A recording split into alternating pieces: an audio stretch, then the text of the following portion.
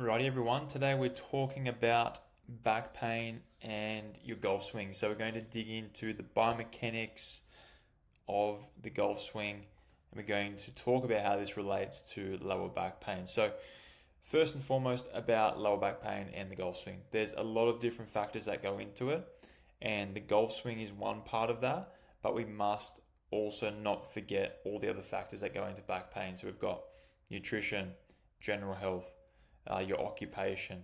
There's a whole number of things in your back pain story if you're experiencing it, but we'll dive deeper into some swing positions today, what may be linked to back pain, and how you can start to improve your back symptoms today. So I've brought up this study and this was done in 2020. So now we've got our authors there below as well. I always like to reference the authors because they've done some awesome work here. And we're going to start from setup, going to backswing, look at impact, and then post-impact as well. So let's jump into our setup to start with. So here's 3 different postures. So in these postures, we've got our C posture, our S posture, and this is our post-impact posture where we have some excess extension or some arching of the back. So let's talk about the potential implications of these. So at setup, if you have too much rounding or too much arch in your lower back, it's going to affect how the joints move. So I'll quickly bring up what a spine looks like.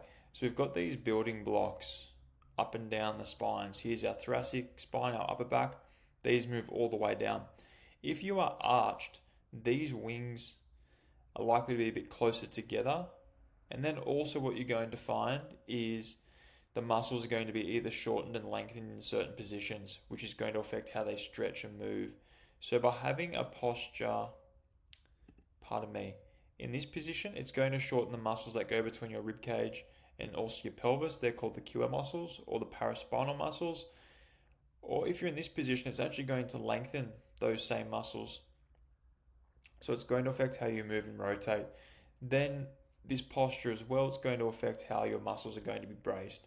So in terms of your setup position, what I try and say to a number of you is try and arch as much as you can, then try and round over as much as you can, and then find somewhere in the middle that's likely to be your neutral. So give that a go. When it comes to post-impacts, we want to maintain good control of our posture. So when I'm speaking to a lot of you, I like to say have around 25% of abdominal pressure throughout the swing.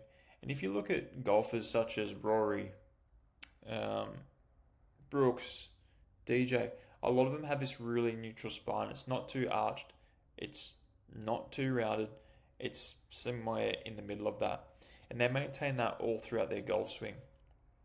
And what this is going to do is going to protect the spine from a lot of different torsioning. So definitely make sure setup to start with is in a good position.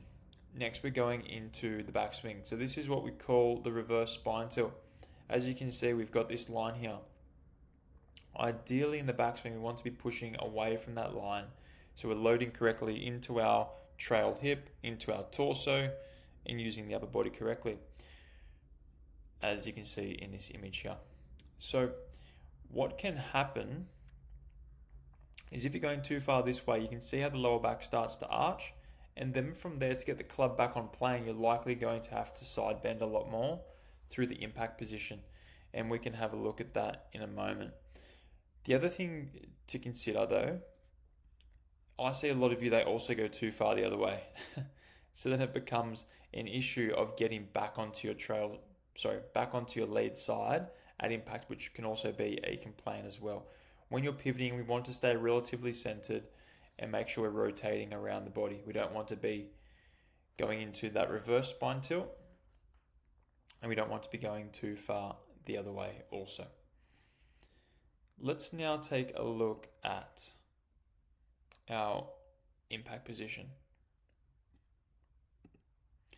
So what we're seeing here is a good rotation of the lower body, some side bend, and the body is starting to clear there as well with the left shoulder.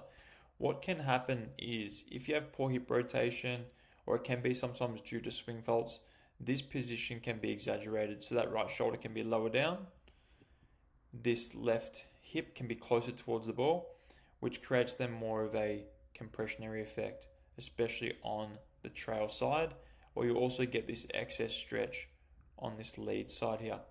And let's look back at the lumbar spine here. So I'll just quickly play through how we got here. So we've got our rib cage. This is going further down the spine, and you're going to see these blocks that we talked about earlier. Then what we're going to have between these blocks are the discs, and then we've got our spinal nerves on the sides. This is very sensitive, so the body wants to make sure we're taking care of those as best we can. So what can happen if you're getting into excess side bend, these joints again can become closer together. That's likely to cause more compression on the disc. And then the disc can sometimes have irritation or inflammation, which then can put pressure on this nerve, which goes down our glute, down our leg. And that's where you start to get these symptoms. So back to our image here, we want to try and maintain a relatively stable position here. So when it comes to what you're feeling through impact, we want to make sure you're getting good body rotation and also clearing through the ball. We don't want to see early extension as well. What I often see is a lot of you guys don't have enough force through your lead leg, so instead you start to slide, so the hip doesn't rotate as much. Then you come in towards the ball, right shoulder comes down, so you get this excess pressure on the spine. And we know with research, every swing takes about 7 times your body weight onto your spine, so it's a huge amount of force that we're taking, so we want to be mindful of this. I'm just going to bring up Will Zalatoris here because he's made some really cool changes when it comes to his swing. So the first thing you're going to see, he is flatter through his lumbar spine. You can see here, there's no arching at all. You can see there's quite a pronounced arch there in his glute. What we're going to see as well at the top of his backswing, Will's talked about this as well, he's trying to be more rotational. So he's got slightly less bend in his trail side. And you're going to see the most pronounced difference at impact here. In this side, you can see how low his right shoulder is. Here, we've got it much higher. And also you can see he's actually got a lot more mass too in his legs. So I think he's added on a bit of weight as well, which can help with the stability as well. So Will's obviously applying some of these same principles to reduce his back pain, and he works with TPI, the Titleist Performance Institute, as well. And like I mentioned, so in the follow through, you want to make sure that we're maintaining that bracing of the abdominals as well. So that's just a quick summary of back positions and the things you want to try and avoid in your golf swing. If you feel like you have concerns, make sure you set up a profile in Sportsbox. Get a free account. You can put your name in there and then let me know when that has been completed, and then I'll give you a swing analysis. Hope that helps. Have a fantastic week. Any questions, let me know in our other group, and we'll crack on from there. I'll speak to you all soon.